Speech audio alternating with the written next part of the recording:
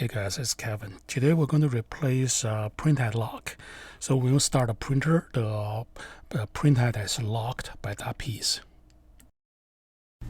Hey guys, it's Abby here. As you can see, I had a 0F1 error, and as I was pulling on that frame, it was stuck on that white piece, that white plastic piece, which is that printhead lock. And I needed to take out that waste pump to change out that lock because it was getting stuck and it wouldn't go down. So here I am, I'm taking off the two screws that are holding in that scanner, the two screws that hold that fax cover. Once you take off that fax cover, it's going to reveal all the wires that are connecting to the main board and to the scanner. Once I get those all disconnected, I can take off that scanner and pull the wires through. We use WF-3640, but it's same as a 7720. Then we can focus on that hinge, taking the one screw off from the top and the one screw from the bottom under the hinge, and then taking all the other screws off the top of that top cover. Then it will reveal us to that metal piece on the side next to the waste pump, and we'll just take the three screws off of that.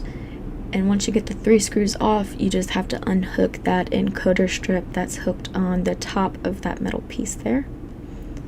I kind of pull my metal piece off and then just unhook it by pulling it backwards a little bit.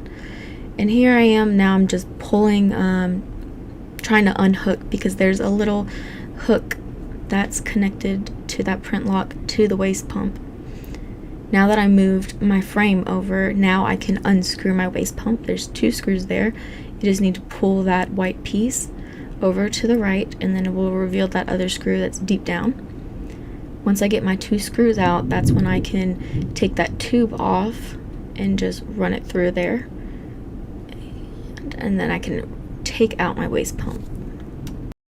If you need a waste tank, you can go to BCH Technologies.com. Just search for waste pump. We don't have a 7720 usually, but the 3640 fits really well. Except the 3640 have a shorter tube, the outgoing tube. So you need to use your original tube to replace this piece. For the parts we're talking about today, and printhead lock. And here's the printhead lock. You can see here is the same thing as 3640 and 3720. They use the same kind of printhead lock. I'm gonna pull out that spring that was connecting, the broken spring that was connecting my print lock. By the way, we sell the little spring and the lock together as one piece. To the waste pump. And I'm gonna take a new spring, hook it on there, and I'm going to try to fish it, hook it onto that bottom hook on the waste pump. I laid it onto the side. If you lay it on its side, it's easier for it to stay on, and I'm going to take a rubber band, keeping it on its side, and press it down while I stretch the rubber band to the other side. This will hold the print lock in place. Now that I have it in place, it's still holding it in that. And now here I am, I'm just showing you that that spring is still there. You want to make sure that spring is holding that printhead lock in place. And now I'm just putting the waste pump back into the printer. You want to make sure that it fits in there nice and snug. And once you get it in there fitting correctly, then you'll just feed that tube back through behind that motor and placing it back onto the tube connection. Now I put my metal cover back in there, and you have to kind of slide it behind that where that bottom screw is. You slide it in back there, and put in my top screw and my side screw. And a good reminder is to remember to hook your encoder strip back on there, otherwise your frame will not be able to read it. And once you got that part, now you can go ahead and snip that rubber band that was holding everything in place. Either way you pull it is fine, really. It's just whatever way is easiest. As you can see, it's coming through.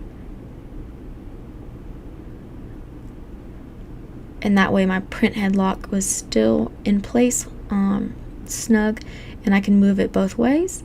And my frame goes all the way to the right, all the way to the left. I put everything back together, followed my steps backwards, turning my printer on, and as it loads, I just have to wait. I opened it up just to check, see if everything was moving correctly. I pressed OK, and happy printing, it works. If this is too much for you, we can do it for you. You can go to BCH Technologies.com and clear printer repair service, and click regular printer. You can say we do printer by weight, so it depends how much your printer weighs. And we have a reasonable rate, and you can drop your printer off, or you can send it in for us to repair it.